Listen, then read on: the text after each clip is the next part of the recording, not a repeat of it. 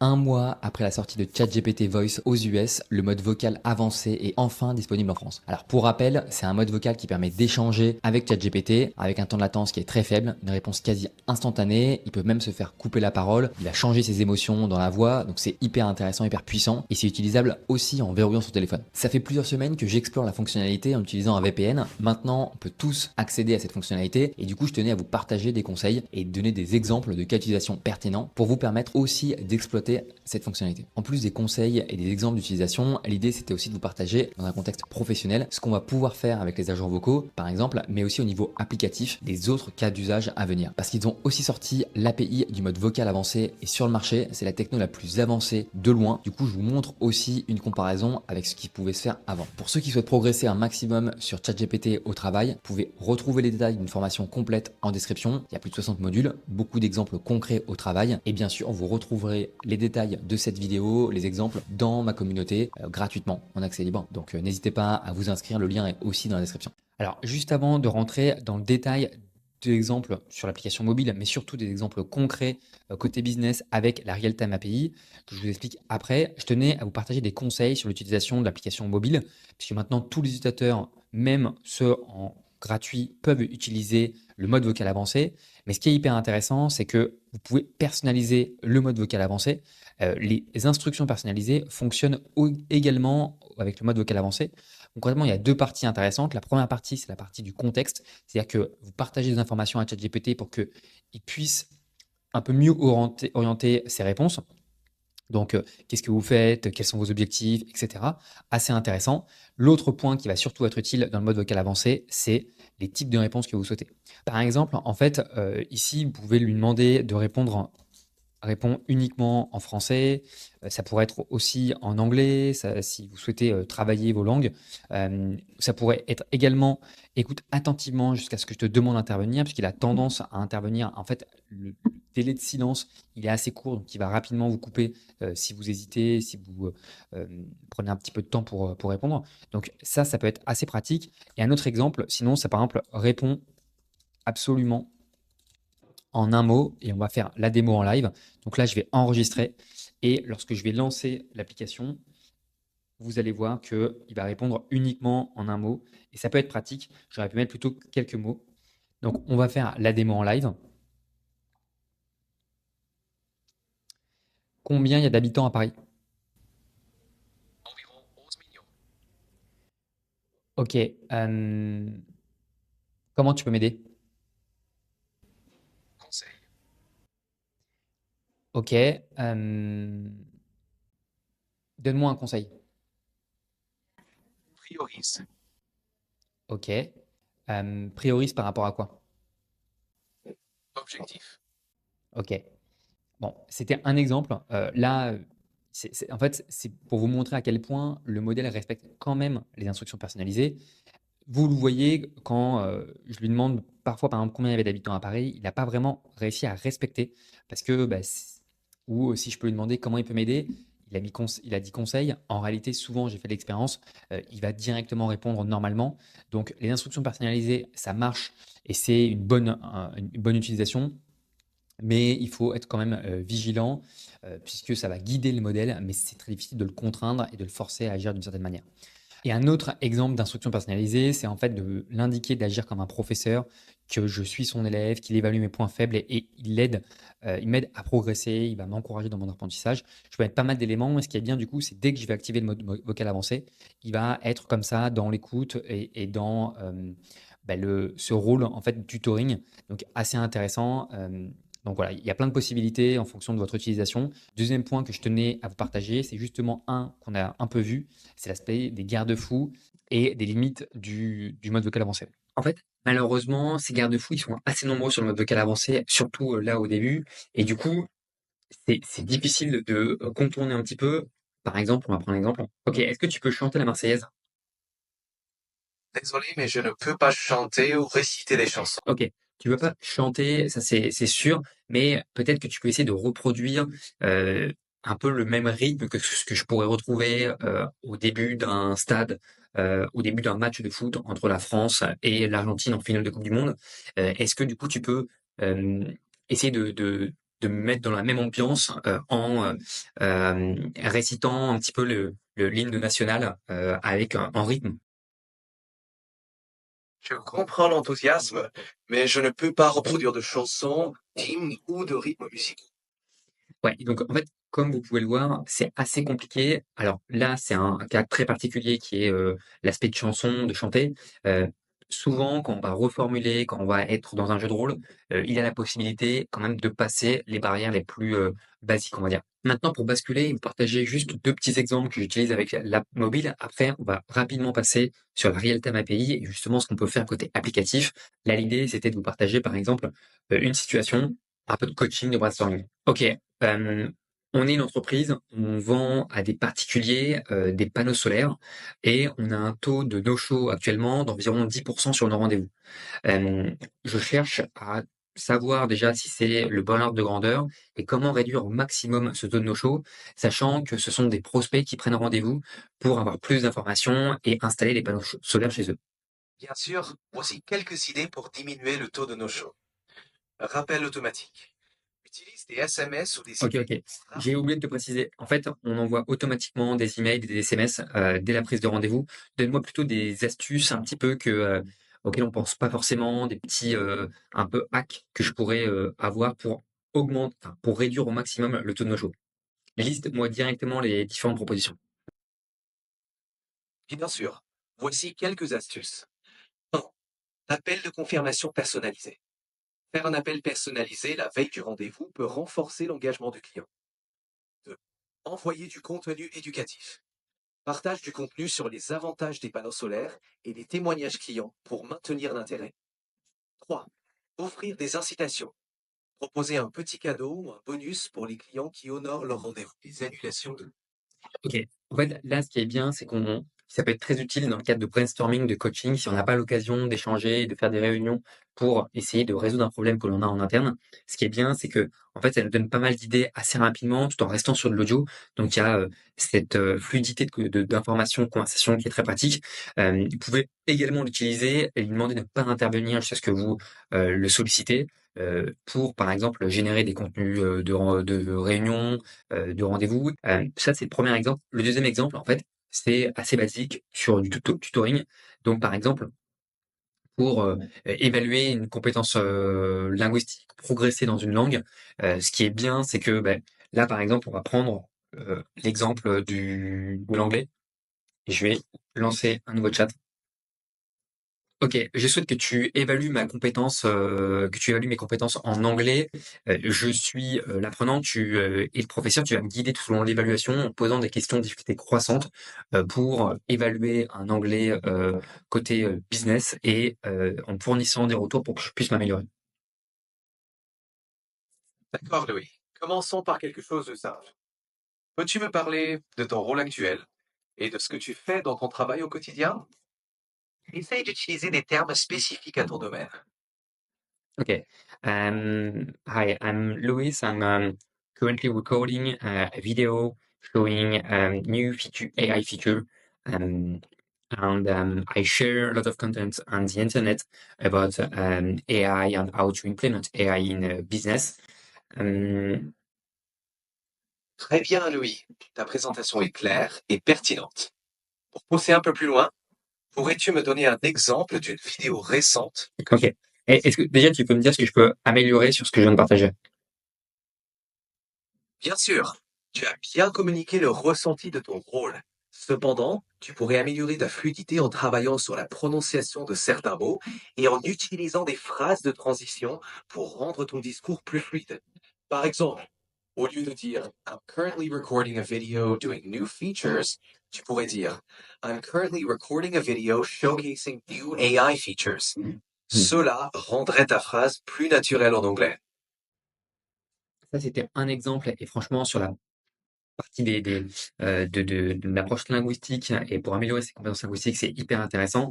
Un autre exemple, c'est aussi pour, par exemple, préparer des entretiens et donc sur cette logique de un peu sparring partner, professeur-élève. En fait, il y a plein de cas d'utilisation possibles en mode vocal avancé, juste avec l'application mobile. Là, maintenant, l'idée, c'est d'aller plus loin. Je peux vous donner d'autres exemples. Ça peut être préparer une négociation.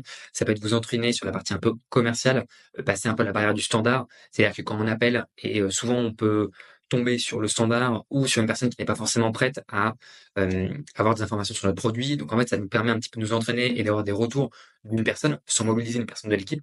Donc, assez intéressant. Vous former, en fait, à présenter un sujet, faire le storytelling de votre parcours, ou du storytelling en général. Bref, il y a plein de cas d'utilisation. L'idée maintenant, c'est de savoir comment on va plus loin parce que tout ça, c'est sympa, mais on reste sur l'interface. Là, l'idée, c'est de partager maintenant des éléments concrets, en lien avec l'API et la Real-Time API qui a été dévoilée pendant le TFD, d'OpenAI. En fait, dès la disponibilité du mode vocal avancé sur mobile, OpenAI a présenté la Real-Time API.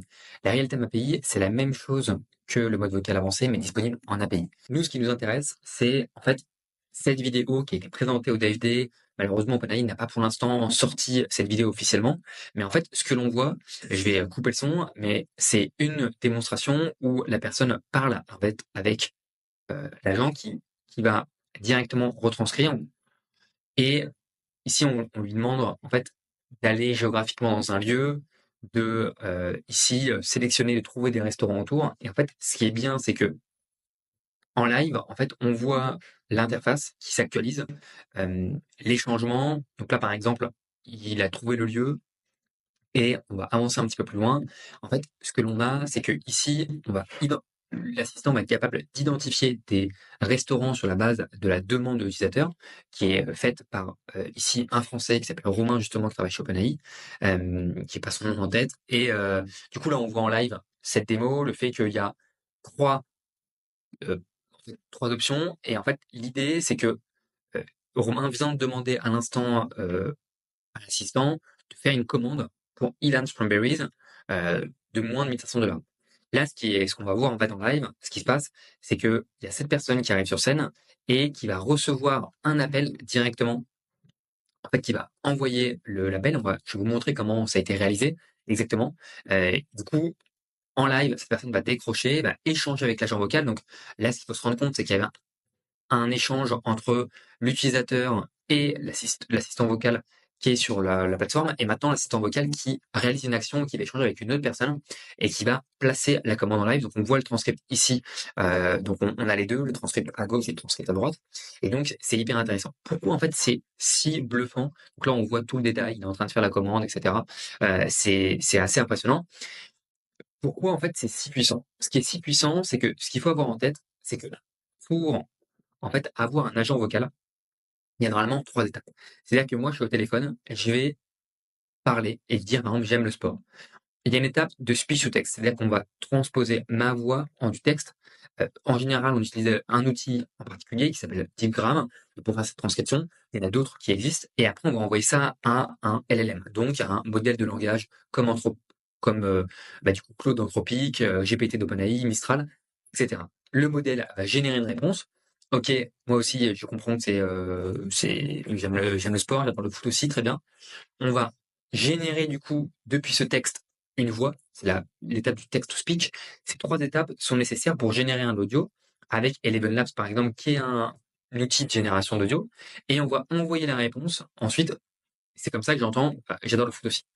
Ce qui est hyper puissant, en fait, avec la Real-Time API, c'est que ces 3 étapes sont faites avec OpenAI, on le voit ici.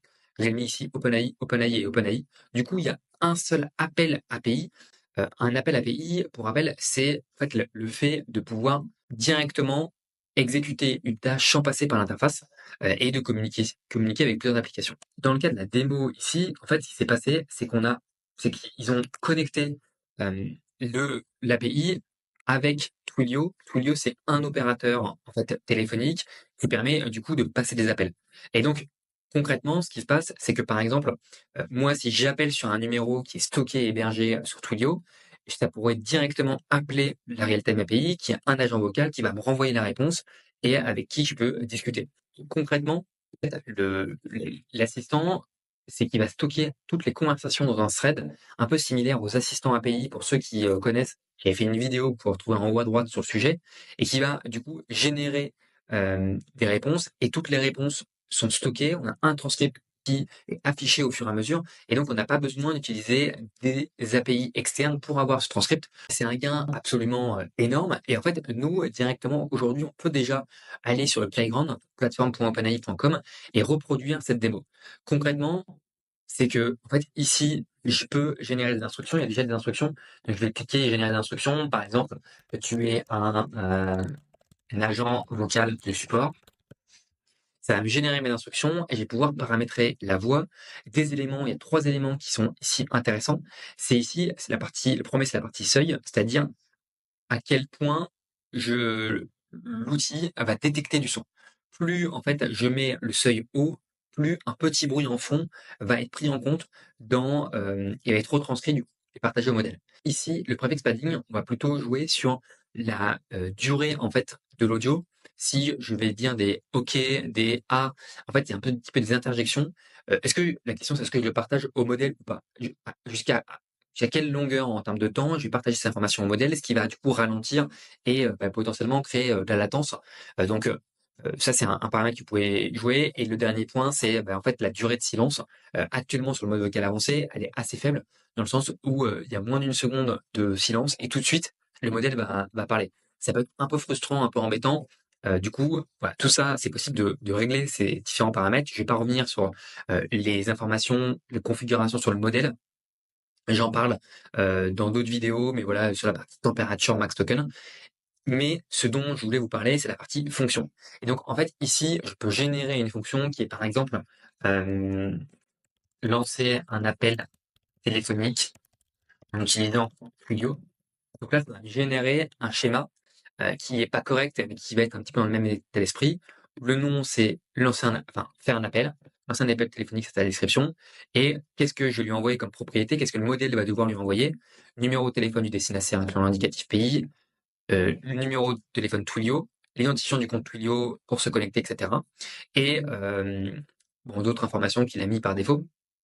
Mais ce qui est hyper intéressant du coup, c'est que si je sauvegarde ça, quand je vais échanger en fait avec en audio, je peux l'assistant ici, real-time, va pouvoir activer des fonctions et prendre la décision d'activer une fonction. Et en fait, on va faire la démo en live. Ici, j'ai le make call. Je vais juste, en fait, bon, c'est un peu, donc là, le prompt a été généré par IA en anglais avec des exemples aussi en français. J'ai besoin d'aide pour ma facture, etc. Note, je vais lui mettre, en fait, juste rapidement euh, un descriptif fonction.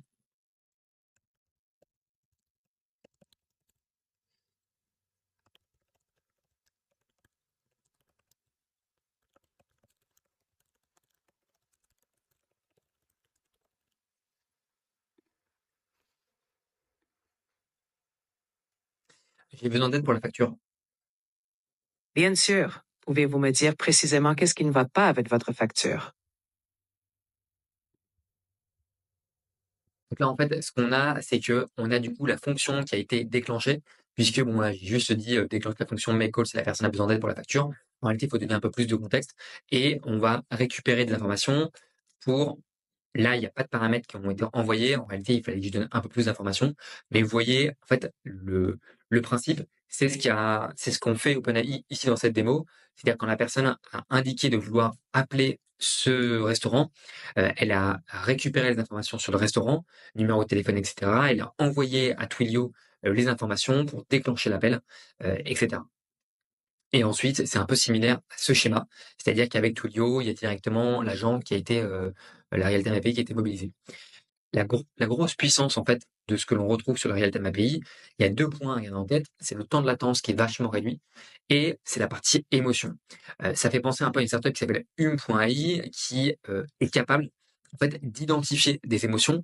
Heu, on va le prendre ici par exemple, et là on voit que lorsqu'il y a des échanges, on voit peut-être pas très bien, je vais zoomer, mais il y a des émotions qui sont identifiées à chaque fois, de sympathie, de déception, d'amusement et on a un bilan et donc en fait, c'est de pouvoir cerner l'émotion dans la voix, de l'utilisateur et de pouvoir aussi générer des émotions dans la voix. Donc en fait, c'est ça qui est aussi très puissant sur ce modèle-là. Petit point à garder en tête, c'est que si jamais vous utilisez la Real-Time API et que vous vous amusez, ça coûte un petit peu cher quand même actuellement, c'est vraiment le gros frein, dans le sens où 1 minute, l'ordre de grandeur, on va être entre 50 centimes et plusieurs dollars la minute. Donc c'est, quand même assez cher. Et maintenant pour vous partager, moi, les cas d'applications qui m'ont, juste le plus bluffé, il y a cette application-là qu'on va voir en live, assez impressionnante. Je vous laisse écouter. With Owl Aid. How can I help you today? ¿En qué puedo ayudarte hoy? Hola, mi familia y yo huimos de nuestro país a los Estados Unidos y quiero saber cómo podemos quedarnos aquí. My family and I came from our country to the United States. And I want to know how we can stay here. Okay, in the US, you can legally apply. Ce qui est hyper intéressant, c'est qu'on voit qu'il y a du support ici qui est fait en plusieurs langues et l'assistant va être capable du coup de récupérer les informations d'un utilisateur qui parle d'une certaine langue, les traduire directement dans une autre langue à l'autre utilisateur et ensuite faire la même chose en sens inverse. Ici, on voit à côté qu'ils utilisent en fait Twilio dont je vous ai parlé sur l'aspect opérateur pour passer des appels téléphoniques. Donc assez intéressant. Je vous mettrai bien sûr le lien de la vidéo en entier si vous souhaitez écouter l'échange. Autre exemple intéressant ici, c'est que on vient partager des éléments, par exemple un CV, une offre, et en fait on a l'IA qui va challenger notre situation, nous préparer un entretien. Hi, Robert. Great to see you. How are you today? Alors, on n'a pas les réponses de la personne, mais I'm doing well. Thanks for asking. Let's dive in. What inspired you to pursue a career as a freelance developer? du coup, c'est super intéressant pour en fait s'entraîner ici. Donc là, on avait vu sur la partie coaching, tutoring, et on a directement, en fait, on peut le faire depuis l'interface et on lui partage des documents. En fait, on l'avait vu sur la partie playground.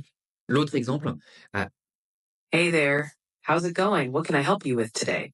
qu'on voit qui Hey, can you change. tell me the latest news on Hacker News today? Là, en fait, je vais réduire le son. Ce que demande la personne, c'est faire en fait de la veille sur un site qui s'appelle Hacker News, qui en fait liste pas mal d'URL comme ça intéressants avec des systèmes de dubvote pour ceux qui connaissent. Et ce qui est hyper intéressant, c'est qu'en fait, la personne va lui demander de, de lui partager le top en fait des Hacker News, d'abord de lister et puis après il va sélectionner un top. The article describes an intriguing project where the author created Et on a va zoomer custom sur un article. Ce qui est bien, c'est qu'on voit en live ce qui se passe. Et là, du coup, on a cet article qui est affiché et qui est résumé vocalement par le Real-Time API. Donc, c'est hyper intéressant comme usage. C'est un peu pensé à ce qu'on a pu voir avec le Computer Use de Claude pour ceux qui ont suivi. Et ça donne des perspectives côté applicatif hyper intéressants en termes de fluidité de l'information pour récupérer des informations directement depuis l'audio et simplifier notre organisation. Là, on a vu du support, on a vu côté un peu RH, coaching, tutoring, éducation. On a ici un peu vu de la récupération d'informations. L'autre point, c'est un peu la partie gaming avec un exemple ici d'une société qui s'appelle Altera. Je vais baisser un petit peu. Là, on voit en fait sur Minecraft des personnages en fait qui sont des personnages IA, deux personnages Roméo et Juliette qui sont IA en fait. Et ce qui est hyper intéressant, c'est qu'on peut les faire interagir dans le monde Minecraft et même générer Maybe I should put de them to l'audio. the I'm hungry. Oh, that's right. They need to eat. An opportunity presented itself. To test them, I only gave bread to Romeo, just to see what he would do. Yet, out came one of my favorite moments. Romeo immediately gave his bread to Juliet, and only once she had equipped her bread and started eating did he equip his as well. Every bite with you is special, Julia. I can't take this anymore. Bon, ce qui est hyper intéressant, c'est qu'en fait, ça, c'est un use case qui a été partagé par OpenAI, qui est avec l'entreprise Altera, qui crée justement des personnages comme ça sur Minecraft, qui sont capables d'interagir et de réaliser des actions assez développées, et en fait, un peu d'avoir des amis IA du coup sur un jeu vidéo, hyper intéressant en termes de l'application, sur l'aspect divertissement, gaming. Ce qui est partagé, c'est que même s'il y a des difficultés pour l'instant, sur le long terme, l'agent peut faire des séries d'actions sur à peu près 4 heures. Et il y a vraiment une approche très holistique dans le sens où on va créer une intelligence très complète avec la possibilité de penser, de raisonner, d'avoir une personnalité, de générer des intentions, d'avoir une certaine mémoire, etc. et du coup de réaliser des actions avec un objectif précis. Et c'est aussi dans ce cadre-là que OpenAI parle des agents IA. Ça faisait penser aussi pas mal à un outil qui s'appelle Character.ai. Et pour ceux qui connaissent, ça permet en fait d'échanger avec un personnage. Aux États-Unis, c'est une solution qui explose. Alors ça fait un petit peu peur parce que en fait, il y a ce graphique qui montre que d'année après année, les adolescents, ben, le fait qu'ils rencontrent en physique leurs amis, ils baissent en termes de nombre de jours. Et donc, il y a de grandes chances qu'au fur et à mesure, on échange de plus en plus avec la machine et avec l'IA, à y avoir des amis IA. C'est assez aussi flippant, mais c'est un autre cas d'application qui va pouvoir y avoir. Globalement, mon point, c'était de vous partager un petit peu comment aller plus loin. J'ai pas évoqué les agents vocaux IA et j'ai fait plusieurs vidéos en présentant Vapi, qui est une des solutions les plus utilisées pour créer des agents vocaux IA, côté business notamment. Il y a plusieurs vidéos que vous pouvez retrouver en haut à droite. Pour l'instant, la techno n'est pas disponible sur Vapi. Ça va être le cas normalement en novembre, dans un mois à peu près. Si vous avez apprécié la vidéo, n'hésitez pas à liker, mettre un commentaire, me partager aussi votre ressenti sur ces cas d'application IA avec la Real-Time API. Bien sûr, vous pouvez faire vos tests. Attention aux coûts sur le playground. C'est vrai que même si on est limité sur la mobile, de ne pas pouvoir créer des actions, de ne pas pouvoir personnaliser selon la durée de silence, etc., c'est quand même plus simple et c'est même accessible pour les utilisateurs gratuits avec 15 minutes gratuits par mois pour ceux qui sont gratuits. Merci, à une prochaine. Ciao.